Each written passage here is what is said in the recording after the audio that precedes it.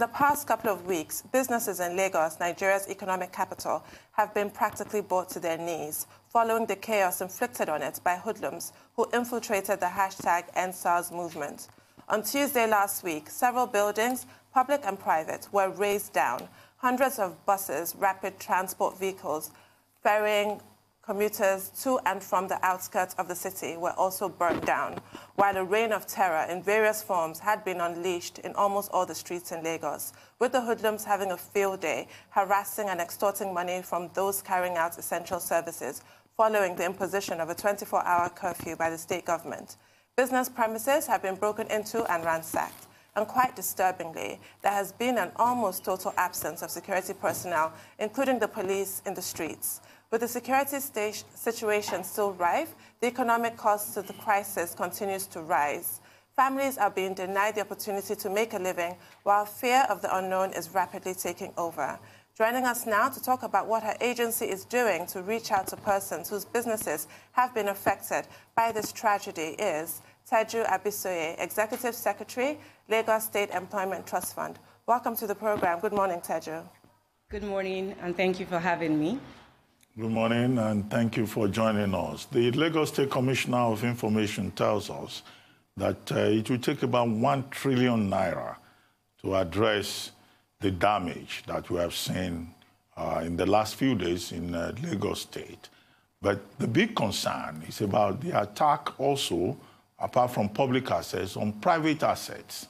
Is there any plan in place to provide some restitution for owners of malls, shops, businesses who lost so much in the course of this crisis that we have seen?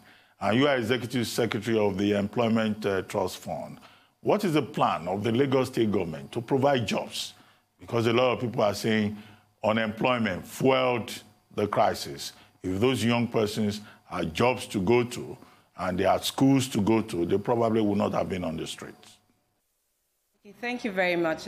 So the Lagos State Employment Trust Fund has been established to address youth unemployment in Lagos State.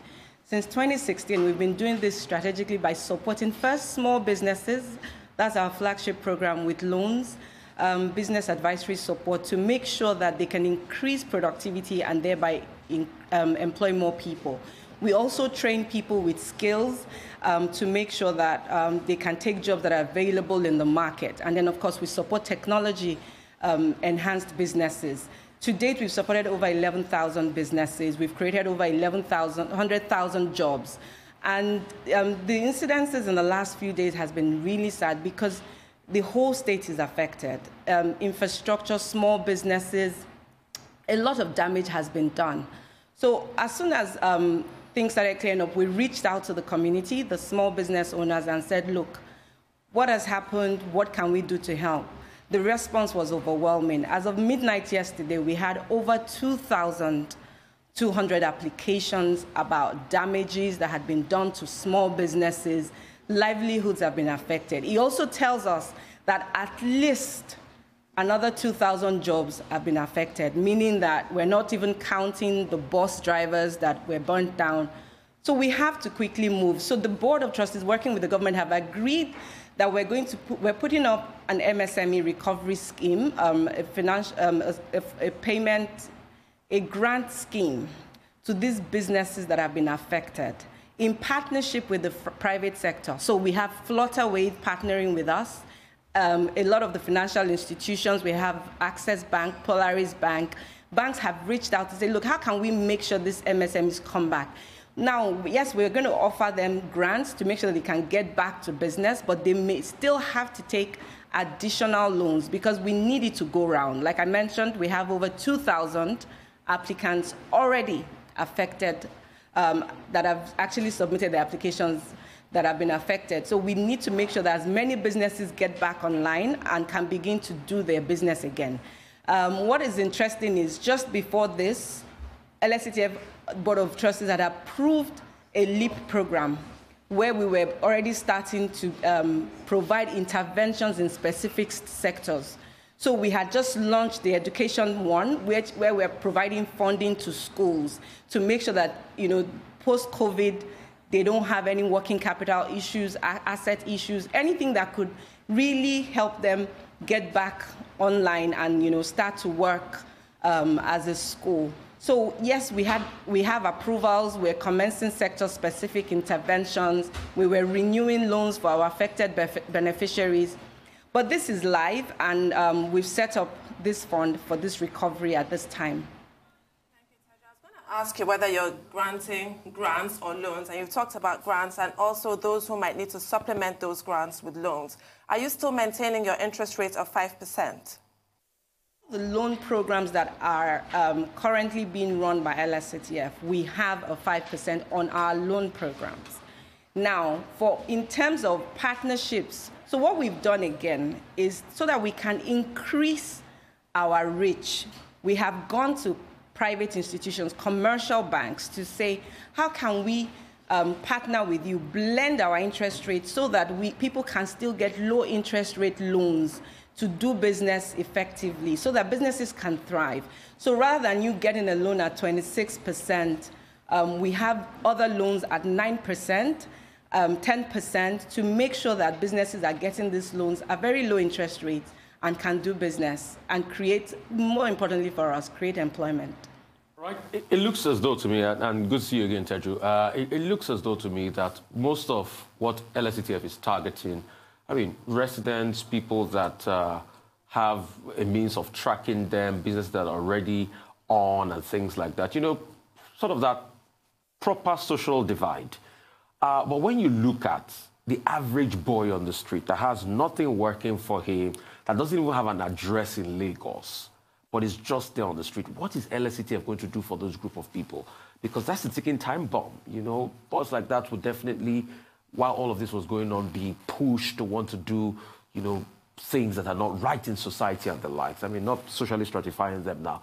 What is LSATF doing for them? And I want you to speak to me about the LEAP program and how that was going on already and what has been done as regards that now. Okay, thank you very much for that question, Rufai. So basically, while we have a headquarters that is situated in Alausa, we have offices in 26 local government areas. And the idea is to make sure that we can reach the grassroots, the bottom of the pyramid, anybody that lives in Lagos State. And part of our expansion plan is always around making sure that we're present in the 57 LCDAs, LGAs. It's very critical, like you mentioned, that we can reach the people who, for example, are not on social media, they don't have a laptop to apply for these loans. So we do have these liaison officers who have the job to make sure that they're getting people into the bracket, they're making them aware of the Lagos State government program to make sure they can be gainfully employed. There are a lot of young people, and one of our other programs, what we call the Lagos State Employability Support Program, which we do in partnership with the UNDP, GIZ, and the United States African Development Foundation, targets training young people, youths, with skills. Today, we've trained over 5,000, and we've placed over 60% in jobs. What we do is, in that particular program, is we start with the industry. What are the jobs available? What are the skills you need that you're not able to find in the market? Then we agree a curriculum in terms of what is deliverable and what they will consider experts in that particular skills. And then we train in partnership with vocational training centers across Lagos State. So it's very important that we do get these people into this kind of trainings. We get the jobs that are available. We're asking people, our LMIS, feel it about skills that you need so that we know what to train people, for what skills to train people in. It's very important that the private sector help us. Public, we do our bit. We put enough information on that platform so that we know what to train people in. And the LEAP program is called the Lagos Economic Acceleration Program. It was post-COVID, approved already by the government to make sure that businesses affected by the COVID lockdown can get up again. So what we call a pick-me-up.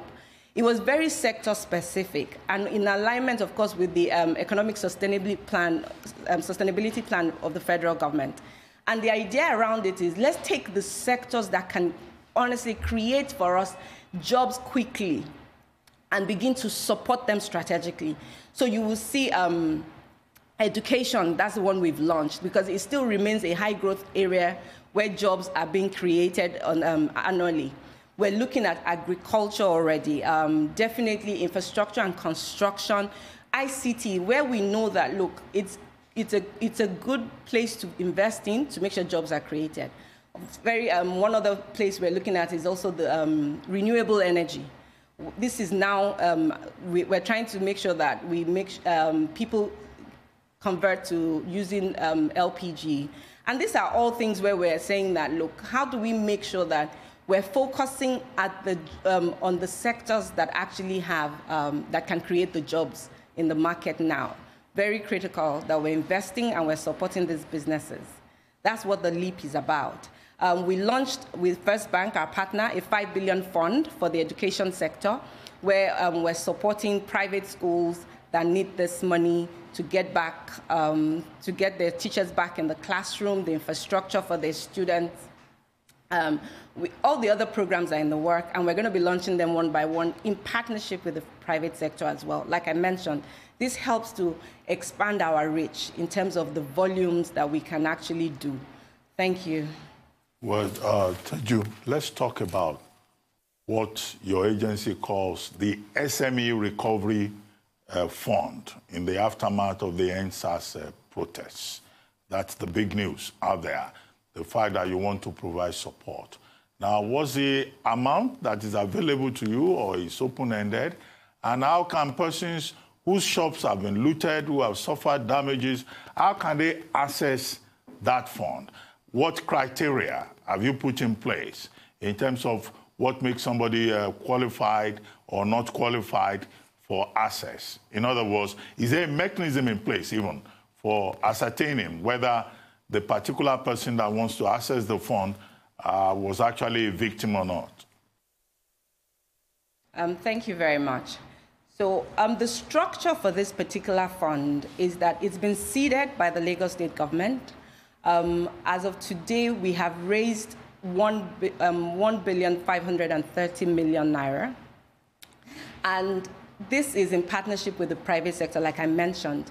Access Bank has committed, Polaris has committed to partner with us.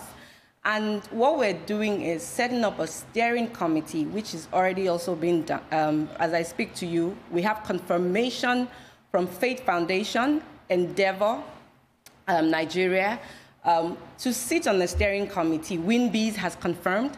And the idea is that people have sent in their claims. The fact that you have filed a claim doesn't mean automatically you're entitled to the amount you're requesting for.